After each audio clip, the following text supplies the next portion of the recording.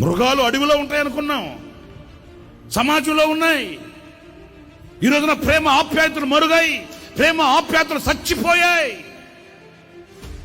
మనిషికి మనిషి మీద కరుణ కలగట్లేదు, మనిషికి మానవత్వం కలిగి మనిషిని ప్రేమించాలని ఆశ కలగట్లేదు. మనిషిగా నన్ను పుట్టించాడు దేవుడు, మంచిని పంచాలి అనే ఆలోచన రావట్లేదు.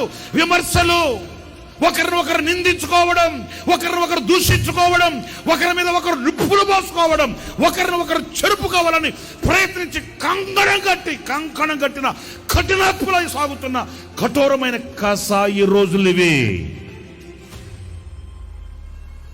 మనుషులలో కరుణ కనిపించదు. ఈ రాత్రి నా ప్రభువు నీకు చెప్తున్నాడు, నువ్వు చెప్పిందంతయు నేను నీకు చేస్తాను, నీ మీద నాకు కటాక్షము కలుగుతున్నది.